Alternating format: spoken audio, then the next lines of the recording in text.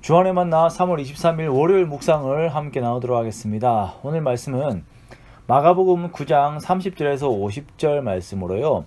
주 안에서 첫째가 되는 것이라고 하는 주제로 함께 묵상을 나누도록 하겠습니다. 자, 오늘 본문에 보면 예수님의 제자들이 길에서 싸웠습니다. 그 다툼의 주제는 누가 더 크냐라는 것이죠. 참 이런 모습을 보면서 여전히 사소한 다툼 속에 있는 우리들이 위안을 받기도 합니다. 제자들도 이랬구나 라고 하는 생각이 듭니다.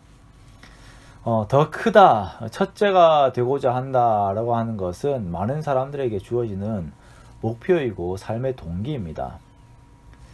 자, 왜 사람들은 첫째가 되고 싶어 하는가? 왜 다른 사람들보다 위에 있고 싶어 하는가? 사람들이 첫째가 되고 싶어 하는 이유는 인정받고자 하는 그 욕구 때문이죠. 사람이 혼자만 있다면 이런 다툼은 일어나지 않습니다. 만약에 예수님의 제자가 하나만 있었다면 이런 다툼은 없었을 거예요. 다수가 있고 다수 중에서 누군가 더 우위에 있으면서 인정을 받고자 하기 때문에 이런 다툼이 일어나는 것입니다. 저도 호산나 교회에 있을 때는 은근히 이런 부분들이 저에게 있었던 것 같습니다. 교회가 상당히 큰 조직이고 교육자들도 많고 하다 보니까 사역들도 비교가 되고 그 사역들의 결과를 통해서 인정받고자 하는 마음들이 있었어요. 그런데 지금은 주안교회에 이제 혼자 있죠. 점심시간이면 옥상에서 채소 뜯어서 쌈 싸먹는 재미에 빠져 있는데요. 가끔씩은 무인도에서 자생하고 있는 로빈슨 크루소의 모습과 제 모습이 오버랩되기도 합니다. 이렇게 혼자 있으면 내가 첫째가 되어야겠다라고 하는 그런 생각이 별로 없어요. 비교 대상이 없고 인정받고자 하는 그 욕구의 필요성을 잘 못 느끼는 것이죠. 그런데 우리는 보통 다수의 사람들과 함께 살고 있고 세상은 계속 인정받을 것에 대한 동기부여를 합니다. 좋은 집, 좋은 차, 좋은 지위, 좋은 자녀들까지 교육도 그렇고 광고도 그렇고 우리가 첫째가 되기를 부추기는 것이에요.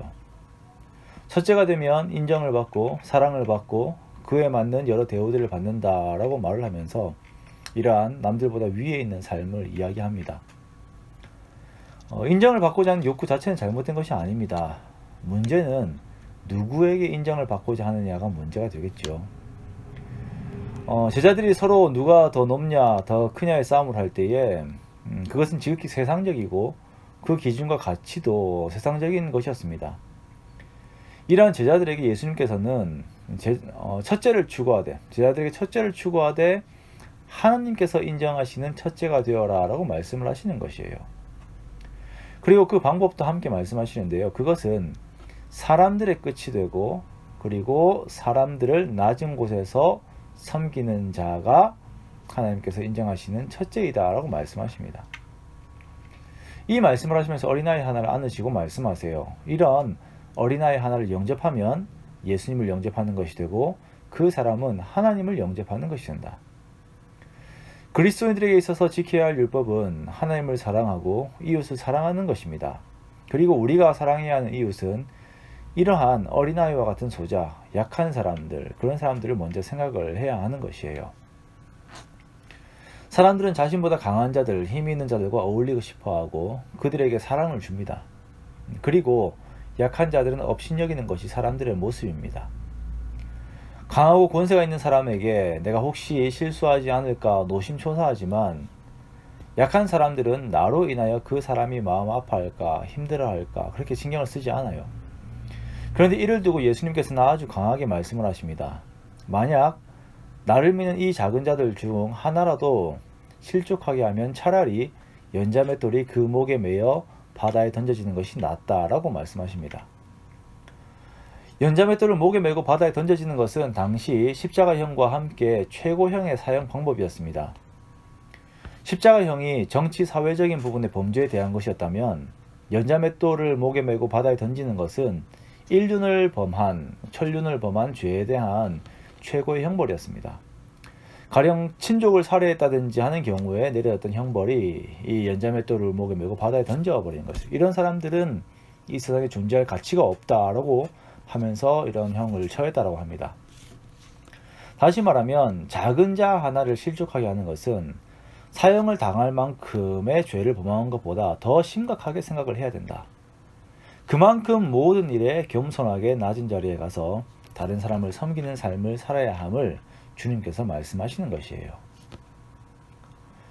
내 주변에는 어떤 작은 자들이 있을까요?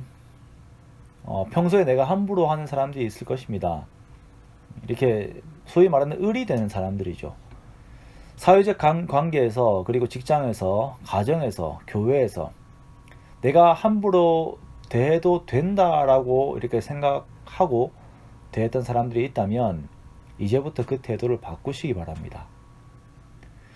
작은 자를 소중히 여기시는 주님의 마음을 알고 또한 가장 끝에 있는 자, 남을 섬기는 자가 첫째됨을, 그런 사람을 하나님께서 인정하심을 생각하며 주님 앞에서 섬기는 삶을 살아가는 저와 여러분이 되어야 할 것입니다.